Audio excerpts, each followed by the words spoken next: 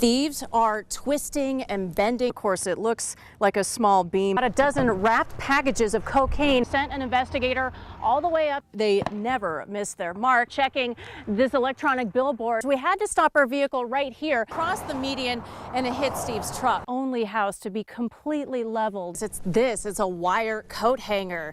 And just like you would use a Slim Jim to get into your car if you've locked yourself out, thieves are twisting and bending this wire coat hanger so that they can get inside your garage. And once they're in there, they can have access to anything, especially if you have a door that leads into your home. Well, we found something just as cheap and simple as this wire coat hanger that can help keep you from becoming a victim. Jay D'Angeli loves tinkering around in his garage. I spend a fair amount of time out here, when it's not too hot. The retired home builder is rather handy. Jay lives in a part of Pima County that's a major target for burglars. He knows this. Thieves busted into his home several years ago. Knocked in a sliding door. Took it right out of the tracks and all with some big whatever. 4, 5, 6 seconds, the door's open. I showed Jay this online video. In it, someone shows you how to use a wire coat hanger to get past a garage door. Pretty simple trick. It's called the 6-second break-in. And here at the header, I asked garage door expert Steve McMurray to explain how this works. It's the emergency release on the garage doors that allows somebody to open a door manually. For your security, I won't show you exactly how it's done, but it involves this latch. And every automatic garage door has one. Hook onto this and then pull it down. Once that latch is pulled, thieves can just roll up the door and walk inside. Your anti-theft tool, a simple zip tie. And put it through this hole on top and this hole on the bottom. The zip tie holds that latch closed. Small piece of wire. Very simple. Took me about 3 or 4 minutes. Jay has already made changes to his garage door. He says don't be quick to dismiss this video. The opportunity presents itself when they come. Garage doors are one.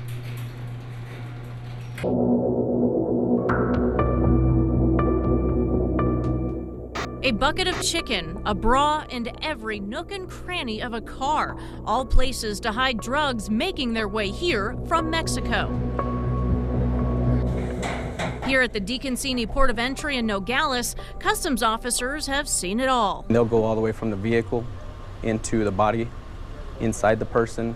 Try this on for size. Underwear stuffed with heroin or a fake baby bump made of taped up drugs. While we were here doing our interview, officers pulled over this passenger car to take a look. And here's what they found. About a dozen wrapped packages of cocaine hidden underneath the back seat. I can't say what it is, why it is, but we've been seeing an increase of the hard narcotics.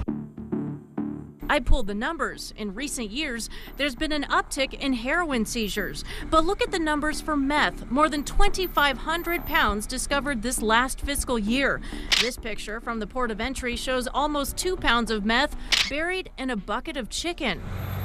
That same kind of chicken bucket showed up at the I-19 Border Patrol checkpoint, again with meth inside. Agents see it, they'll think, oh, it's just typical, it's food on the inside. Who's going to look inside? Hidden in food and hidden in household products.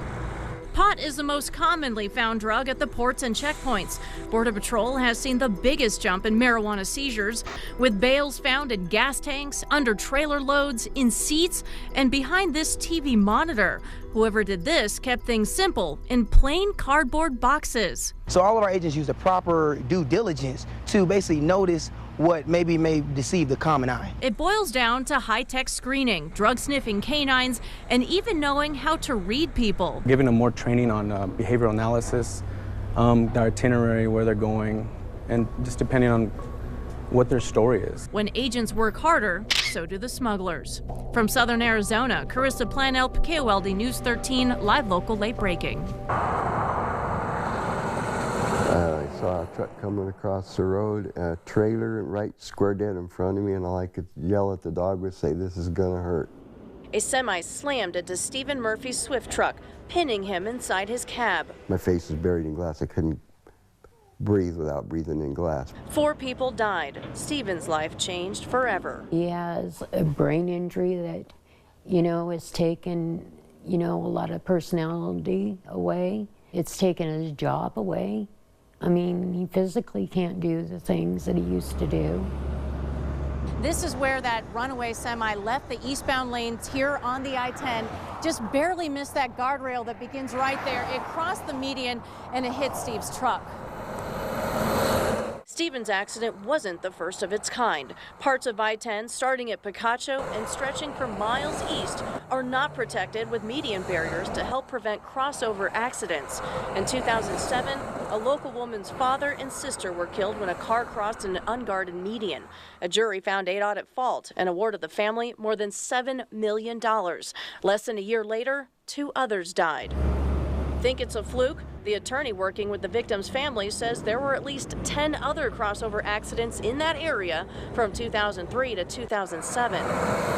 With more than 40,000 vehicles passing through the area east of Picacho every day, why hasn't ADOT installed more median barriers? I asked, and an ADOT spokesperson wouldn't answer those questions. I think they believe that it's cheaper for them to pay out the awards than to build the median barriers. Jack Levine is helping Stephen sue ADOT for failing to properly maintain the state highway. It's the effect on the lives of the individuals and their families that are so, you know, devastatingly impacted by these accidents. Yeah, kind of hard. With Stephen's case expected to go to trial later this year, he hopes his legal battle will lead to a safer highway for everyone. Certainly don't wish anybody to be in the position I'm in. What's a life's worth?